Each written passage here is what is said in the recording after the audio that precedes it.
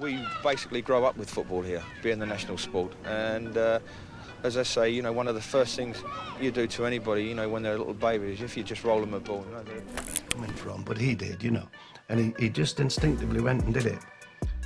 He's my GOAT. Those 3 words stamped across a thumbnail seem simple enough, but when they come from Bobby Moore, the only Englishman to ever lift the Jules Rimet trophy, they carry a weight most of us can barely comprehend. People argue about GOATs like it's a war. Twitter threads turn into battlegrounds. Pub conversations end friendships. Everyone's got an opinion, and everyone thinks they're right. But what happens when England's greatest captain, a man who read the game like poetry, steps forward and names his favourites? What happens when the ultimate judge of footballing excellence opens his private vault? You might expect controversy, you might expect bias, you might expect the usual tired names trotted out for clicks. But Moore's list isn't a debate, it's not clickbait, it's a love letter to football at its absolute peak, written by someone who understood the beautiful game better than almost anyone who ever played it. This isn't about who scored the most or who won the most trophies, this is about something deeper, something pure. Moore picked 8 legends, and each one tells us something profound about what greatness really means. So step over the line with me, cross into the out of bounds, into Moore's private museum, where every exhibit is a masterpiece and every story is a lesson in how football should be played. If you're excited to see who made the cut and why Moore rated them so highly, smash that hype button right now and give this video the recognition it deserves. Let's celebrate these legends the way Moore did, with respect, with wonder, and with an understanding that we're witnessing something truly special. Number 8 on Moore's list is the only goalkeeper to ever make it, and for good reason. Lev Yashin, the Black Spider, commanded his penalty area like a dark guardian angel. Standing there in his all-black kit, he created a psychological wall that strikers had to break through before they even thought about the goal itself. Moore understood defense better than most, and he knew that a truly great team is built from the back. The spine matters. If your goalkeeper is weak, your entire structure crumbles. Yashin was the opposite of weak. He remains the only goalkeeper in history to win the Ballon d'Or, claiming it in 1963, and that achievement spoke volumes to Moore, who himself finished second for the award in 1970. Moore respected excellence wherever he found it, and in Yashin, he found a man who revolutionized the position. Before Yashin, goalkeepers mostly stayed on their line. They waited, they reacted. Yashin changed that. He rushed off his line to intercept through balls. He acted as a sweeper keeper before the term even existed, patrolling the space behind his defense like an extra outfield player. For a defender like Moore, who relied on positioning rather than recovery pace, this proactive style was perfect. Yashin read the game with the same intelligence Moore did. They thought ahead, anticipated danger, and snuffed it out before it became a crisis. Moore once said that if you never concede a goal, you'll win more games than you lose, and Yashin embodied that philosophy completely. The Russian legend wasn't just a shot stopper. He was a leader, a dignified presence who elevated the status of goalkeepers worldwide. Moore's selection of Yashin completes the defensive spine of this list, a foundation built on intelligence and authority rather than brute force. Number 7 takes us back to a tactical revolution that shook English football to its core. Ferenc Puskás and the mighty Magyars destroyed England 6-3 at Wembley in 1953, proving that skill and intelligence could demolish rigid tactics and physical power. Moore was still a youth player at West Ham when that humiliation happened, but the aftershocks shaped everything. The lesson was clear. English football needed to evolve or die. Puskás, with his legendary left foot and stocky frame, proved that greatness doesn't come in one size. He wasn't tall, he wasn't particularly quick. Later in his career, he was often carrying extra weight. None of it mattered. His left foot was a weapon of such devastating accuracy that defenders had no answer. At Real Madrid, alongside Di Stefano, Puskás set the standard for European club football. His goal-scoring record was absurd, and his technique was flawless. Moore praised Pelé for having 2 good feet, yet Puskás dominated the game with just 1. That contrast shows Moore's nuanced understanding of greatness. He appreciated the complete player, but he also recognized the specialized genius who could make a single, overwhelming strength enough. Puskás himself refused to call Pelé just a player, saying he was above that, and Moore clearly shared that reverence. By including Puskás, Moore acknowledged the lineage of the game, the history that built the foundation for his own era. Puskás was the hero of the previous generation, the benchmark for finishing and technical brilliance, and a spiritual ancestor to the ball-playing, thinking footballer Moore himself became. Number 6 brings us to one of the most iconic moments in World Cup history. The 1966 semi-final at Wembley pitted England against Portugal, and the main threat was Eusebio, the Black Pearl, the reigning Ballon d'Or winner who combined explosive pace with a legendary shot. Moore's job was to marshal a defence against a man who could score from anywhere, a player who forced you to be alert the moment he crossed the halfway line. Eusebio did score that day, a penalty that was the first goal England had conceded in the entire tournament, but Moore's England won 2-1. What happened after the match, though, revealed the deeper connection. Eusebio left the pitch in tears, his dreams of a final shattered, and the image of him being consoled by English players became iconic. Moore respected Eusebio not just for the challenge he posed, but for the dignity with which he accepted defeat. The Portuguese legend possessed gifts Moore didn't have. That explosive speed, that thunderous shot. Moore relied on timing and positioning because he couldn't match that raw power. Containing Eusebio required every ounce of Moore's reading ability. He had to be in the right place because catching Eusebio in a foot race wasn't an option. Beyond the football, there was genuine friendship. Eusebio called Moore a real English gentleman, and that reciprocal respect runs through every name on this list. Moore favoured players who were ambassadors for the sport, men who elevated football's global standing through their character as much as their skill. Eusebio, as one of the first global African sporting icons, represented the diversity and dignity that Moore cherished. His inclusion is both a tactical acknowledgement of his brilliance and a personal tribute to a friend who shared Moore's values. Number 5 is the legend Moore never played against, yet influenced him more deeply than almost anyone. Alfredo Di Stefano, the Blonde Arrow, shaped Moore through the teachings of Malcolm Allison, Moore's revolutionary coach at West Ham. Allison was obsessed with the great Real Madrid side of the 1950s and used Di Stefano as the blueprint for everything. During training sessions at Upton Park, Allison drilled one specific philosophy into the young Moore. Keep asking yourself, if I get the ball now, who will I give it to?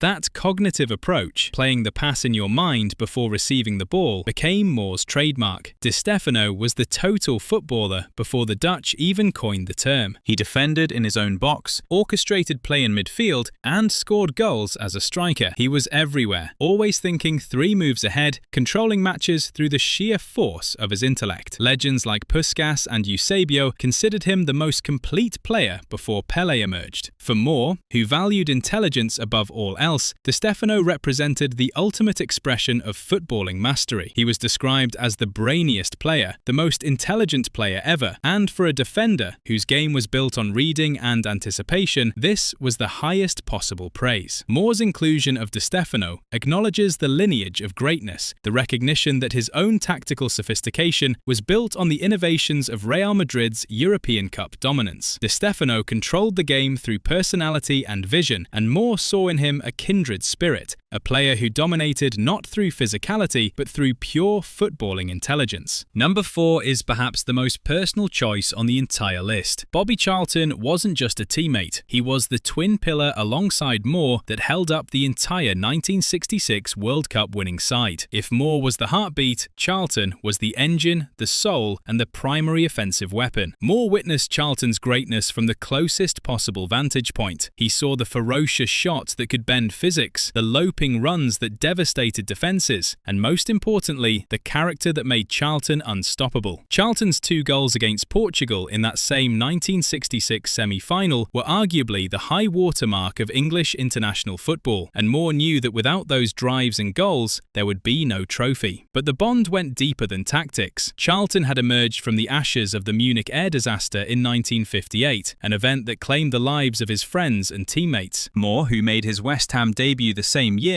understood the mental fortitude required to return to the summit after such trauma. He revered that resilience, that refusal to let tragedy define you. Charlton called Moore an imperial defender and a gentleman for all time, and the respect was mutual. Tactically, they were perfectly symbiotic. Moore's distribution from the back relied on midfielders who could receive the ball and drive forward, and Charlton was the ideal recipient. Moore trusted that if he delivered the ball to Charlton, the transition from defence to attack would be seamless. They held the joint captaincy record for England for decades, a testament to their shared leadership era. This choice is more than football analysis. It's a thank you to the man who stood beside Moore during their finest hour, a brother-in-arms who embodied everything Moore valued in a footballer and a person. Number 3 occupies a unique space because George Best was a domestic rival, someone Moore faced regularly in brutal First Division clashes between West Ham and Manchester United. Best was the sparkling jewel of the United Trinity, and facing him was terrifying. Moore had to contain a dribbler whose balance, acceleration and sheer audacity have rarely been equalled. Best could twist defenders into uncomfortable positions, and even the impeccable Moore wasn't immune. Yet Moore's description of Best as something special conveys wonder rather than frustration. Best brought a new dimension to British football. He was glamour. He was box office. He was the entertainer who made people fall in love with the game. Unlike many wingers who hugged the touchline, Best drifted inside, acting as a second striker or playmaker, and his unpredictability made total containment impossible. Moore's admission of Best to this list is an acknowledgement that some talents defy complete control, and that's part of their beauty. Beyond the pitch, Moore and Best shared a friendship born of celebrity. They were the first superstar footballers in Britain, navigating the cultural explosion of the swinging 60s together. They frequented the same social circles, faced similar intrusions into their private lives, and understood the cost of genius. Best described Moore as a lovely man, and admitted Moore was one of the only people whose death moved him to tears. This personal connection suggests Moore's choice was driven by empathy as well as professional admiration. Moore understood what it cost to play with the freedom Best displayed. They were two sides of the same coin. Moore, the clean-cut, reliable captain. Best, the rebellious, long-haired genius. Together, they represented an era when football became more than sport. It became culture. Number 2 is Moore's continental mirror, the man who shared his destiny as a pioneer of the modern defensive game. Franz Beckenbauer, the Kaiser, revolutionized what it meant to be a defender. While Moore operated as a traditional centre-half, Beckenbauer evolved into the quintessential libero, stepping out of defence to join attacks and orchestrate play. Both men were criticised early in their careers for a perceived lack of pace, yet both rendered speed irrelevant through the speed of their thought. Moore's admiration for Beckenbauer stemmed from recognising supreme footballing intelligence in another person. They shared a philosophy. Defending wasn't just about stopping attacks, it was about starting them, building from the back with precision and vision. Their narratives are forever linked by two of the most significant matches in World Cup history. In the 1966 final at Wembley, a young Beckenbauer was tasked with man-marking Bobby Charlton, a tactical sacrifice that limited his own influence but showed immense discipline. 4 years later, in the 1970 quarter-final, Beckenbauer's driving run and goal sparked West Germany's comeback from 2 down to beat England 3-2. Moore's inclusion of Beckenbauer despite that painful defeat shows his lack of bitterness. He recognised brilliance even when it came at his own expense. Beckenbauer returned the respect in absolute terms, calling Moore the best defender in the history of the game. Beyond football, they were friends who understood the unique pressures of captaining nations to glory on home soil. Moore in 1966, Beckenbauer in 1974. This friendship underscores a key theme in Moore's selections. He valued leadership as highly as technical skill, and in Beckenbauer, he saw a leader who commanded with the same quiet, imperious authority Moore himself projected. By selecting the Kaiser, Moore validated his own style of play, acknowledging that elegance, construction, and cerebral thinking were the future of defending. Number 1. At the very pinnacle of Moore's list stands a figure so complete that even calling him a footballer feels inadequate. Pelé. Moore's assessment was absolute. The most complete player I've ever seen. This wasn't tribalism or hyperbole. Moore, as a defender who deconstructed opponents into their component threats, viewed attackers as puzzles to solve. In Pelé, he found an adversary with no exploitable weakness, 2 good feet, magic in the air, deceptive power that made him seem like a giant despite standing just 5'8". Moore recognized that true power wasn't about height, but about balance, timing, and explosiveness. Pelé could outjump taller defenders through sheer plyometric ability and impossible vision. The defining moment of their relationship came in Guadalajara Guadalajara, 1970, when Brazil faced England in the group stage. That match is often called the real final, pitting the finest attacking unit ever assembled against the world's most sophisticated defense. Moore executed a masterclass in containment, and his performance forced Pelé to play at his absolute limit. The famous Jairzinho tackle remains the gold standard for defensive timing, but it was the battles with Pelé that forged the bond between the two captains. Pelé later stated unequivocally that Moore was the greatest defender he ever played against. This wasn't a retirement platitude. It was an admission from the king of football that Moore could read his mind, anticipating movements before they happened. After Brazil's 1-0 victory, the two men embraced and swapped shirts in the sweltering Mexican heat, creating one of sport's most enduring images. In an era when international competition often bred cynicism, this gesture transcended the result. It was a visual representation of what Moore sought in football, the recognition that excellence recognizes excellence. Moore's selection of Pelé wasn't just about the 3 World Cup victories or the 1,000 goals. It was about the grace with which Pelé carried his crown, the dignity he brought to the sport, and the mutual understanding that they were the primary architects of their nation's golden eras. Pelé could do anything and everything on a football pitch, and in choosing him as number 1, Moore acknowledged the ultimate standard of greatness. So what do these 8 legends have in common? What thread connects a Russian goalkeeper to a Brazilian forward, a Hungarian revolutionary to an English gentleman, a Portuguese powerhouse to an Argentine architect? The answer isn't complicated. Intelligence, technique, character, leadership. Every single player on this list elevated football to an art form. They rejected brute force in favor of skill. They chose thought over pace. They played with dignity and sportsmanship, representing their nations and clubs with a grace that transcended the game itself. Moore's choices are weighted heavily towards the men he faced in his prime between 1966 and 1970, the era of color television and the first global superstars. These weren't abstract historical figures to Moore. They were friends, rivals, and peers, men he looked in the eye in the tunnel at Wembley and Guadalajara. The reciprocity of respect is the most striking element. Pelé called Moore his friend. Beckenbauer said he was the best defender in history. Charlton called him his captain. Eusebio called him a gentleman. Best called him a lovely man. Moore's selection of them was, in many ways, a thank you, an acknowledgement that his own greatness was forged in the fires of their brilliance. He couldn't have been the imperial defender without the attacks of Pelé, Eusebio, and Best to repel. This list is Moore's manifesto, a statement that football at its peak isn't about winning at all costs. It's about how you play. It's about respect, brotherhood, and the shared understanding that the beautiful game is worth protecting. These 8 men comprise the inner sanctum of Moore's footballing worldview, and by sharing them with us, he left a blueprint for what greatness truly means. If this journey through Moore's legends moved you, if it reminded you why you fell in love with football in the first place, do me a favor, hit that like button, subscribe to the channel, and drop a comment telling me which of Moore's 8 you rate the highest. Let's keep this conversation going, because stories like these deserve to be remembered, celebrated, and passed on to the next generation of football lovers.